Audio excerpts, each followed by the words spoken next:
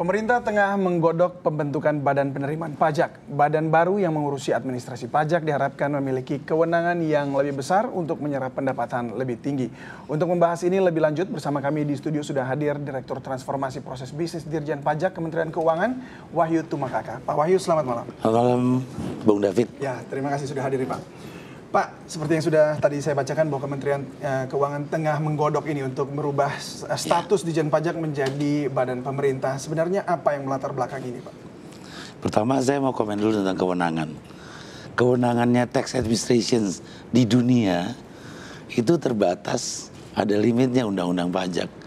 Dan fungsinya cuma melayani, mengawasi, melakukan penegakan hukum. Jadi tidak ada expanding kewenangan itu. Karena kewenangannya sudah limit ya. Nah, terus kalau maksud, sebenarnya kita kan bicara kebutuhan negara di masa datang. Kalau kebutuhan negara di masa datang kita butuh tax administration seperti apa.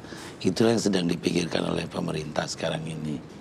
Baik, ini diversifikasi ini nantinya urgensinya seperti apa sih Pak sampai harus dirubah seperti ini? Sebenarnya urgensinya bukan harus diversifikasi. Oke. Kalau kita ke depan membutuhkan, tadi Pak Bambang juga sudah bicara ruang fiskal yang lebih besar. Ke depan kan visinya negara ini semakin bagus, semakin maju. Kebutuhan anggaran kan akan semakin luas, semakin besar maaf. Dengan kebutuhan anggaran semakin besar, penerimaannya juga semakin besar. Tax administration macam apa yang dibutuhkan, itu yang menjadi pemikirannya sekarang. Artinya yang saat ini sebenarnya belum terlalu efektif untuk bisa menyerap pajak dan mengurus administrasi perpajakan dan penerimaan pajak. Kalau belum terlalu efektif, itu mungkin saya kalau menjawabnya jadi bisa salah arah ya. Tapi pertanyaannya, sudah cukupkah dengan yang sekarang ini? Kalau jawabannya sudah cukup ya cukup kan gitu. Tapi kalau memang menurut pengukuran-pengukuran ke depan, outlook kita makin besar, mungkin saya pikir ya sizing harus diperbesar ya. Kalau sizing harus diperbesar, dan yang paling penting sebenarnya kemampuannya dia untuk cukup luas merespon perubahan ke depan. Baik, ini membutuhkan otoritas seluas apa Pak sebenarnya untuk melakukan perubahan menjadi badan administrasi perpajakan? Sebenarnya kalau otoritas mengenai tugas, itu sudah diatur di Undang-Undang Pajak harusnya. Kita tidak akan bisa lebih luas dari itu. Melayani, mengawasi penegakan hukum. Nah, tinggal otoritasnya dia supaya membuat organisasi ini lebih luas. Pada umumnya, keluasan suatu organisasi kan dipengaruhi oleh keluasannya di bidang SDM, di bidang IT, di bidang organisasi. Dan SDM IT organisasi ini mempengaruhi anggaran. Nah, dia juga punya keluasan di bidang anggaran. Oke, ini akan mempengaruhi target penerimaan pajak nantinya? Atau sistemnya yang diperbarui sebenarnya Pak? Sebenarnya cara bekerjanya yang diperbarui. Dan target penerimaan pajak itu lebih penting lagi dipahami sebenarnya. Target penerimaan pajak itu kan targetnya negara kita mau punya penerimaan pajak berapa.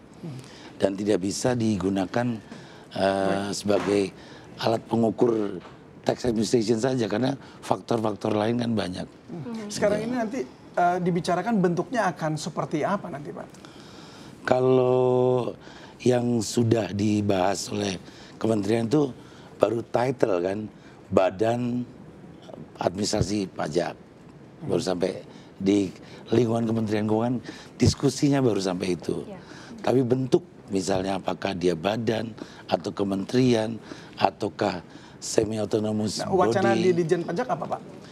Kalau Dijen Pajak sebenarnya tidak boleh punya keinginan ya. Karena ini harus keinginannya negara ini. Tapi yang kami diskusikan lebih banyak tentang kewenangan-kewenangan tadi. Mengelola anggaran, mengelola SDM, mengelola IT, dan mengelola organisasi. Lebih banyak di kewenangannya ini. Kami tidak boleh bicara tentang harus begini, harus begitu. Baik. Karena yang dipikirkan adalah kewenangan apa yang kita butuhkan supaya lebih luas. Hanya itu sebenarnya. Oke, apakah usulan ini sudah disampaikan ke Presiden Susilo Bambang Yudhoyono mengingat ini sudah masa-masa terakhir kepemimpinan ya?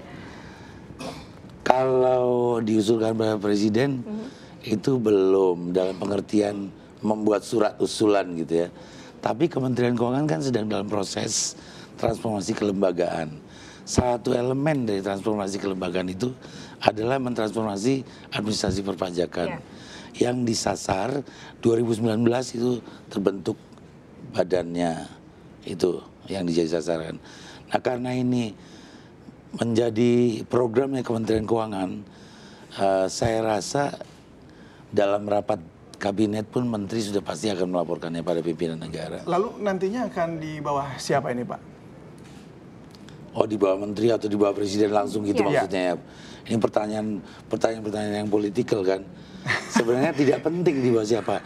Yang penting kan governance-nya terjaga. Ya tapi kan harus tetap ada di bawah siapa dong Pak? Kecuali Ya. apakah mau berdiri sendiri begitu? Begini sebentar. Ya. Tidak ada unit pemerintah yang tidak di bawah presiden kan. Tapi di bawah presiden langsung atau tidak langsung itu bicara tentang efisiensi.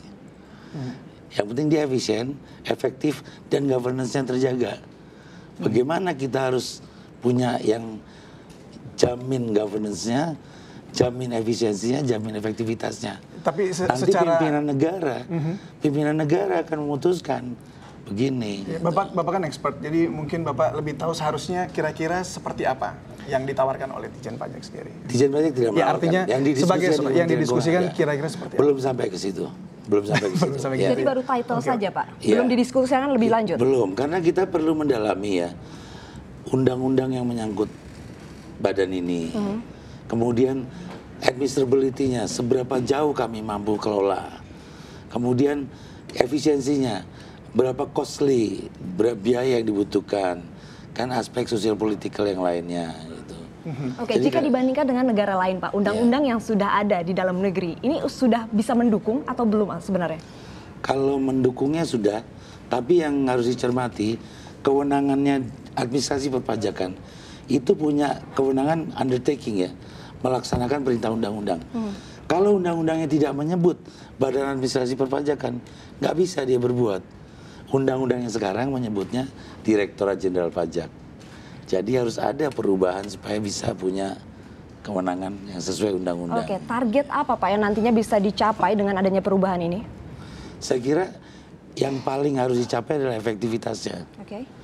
Efektivitasnya begini, kalau kita pahami masyarakat menjadi patuh dan willing ya, ingin bayar pajak, itu kan faktornya banyak. Tapi faktor yang terpenting bahwa hadirnya tax administration itu membuat masyarakat enggan misalnya untuk melanggar, enggan untuk tidak membayar, ingin membayar misalnya gitu. Ini kan bicara efektivitas. Karena penerimaan pajak sebenarnya nantinya outcome saja. Tidak harus diperiksa-periksa gitu ya. Seberapa efektif ini akan membuat perubahan itu sendiri kepada masyarakat? Ya, ini artinya gini Pak, mengingat bahwa Menurut saya akan masyarakat efektif. kan seringkali juga merasa enggan untuk membayar pajak, misalnya ada banyak juga ada beberapa kasus ya. oknum-oknum juga. Menurut saya akan efektif kenapa? Problem daripada ketidakpercayaan masyarakat itu, trustworthy problem, itu harus bisa diatasi dengan membentuk administrasi pajak yang bagus, govern, efektif, efisien, sehingga ada trust publik. Tapi ini juga sangat tergantung elemen-elemen yang lain, layanan publik, instansi pemerintah yang lain juga punya pengaruh. Kan kalau Anda berhubungan dengan instansi pemerintah tidak terlayani baik, Anda bilang, buat Baik. apa saya bayar pajak? Baik. Itu juga punya pengaruh kan. Baik, jadi akan ada Iya. perbaikan sistem-sistem Iya. nantinya. Nah, karena ini harus menjadi bagian dari reformasi, transformasi keseluruhan pemerintahan juga. Baik kalau gitu Pak. Terima kasih banyak sudah bergabung Terima bersama kasih, kami dan Mas berbagi David. di Icon Outlook. Terima kasih Mbak Fani. Terima kasih Pak.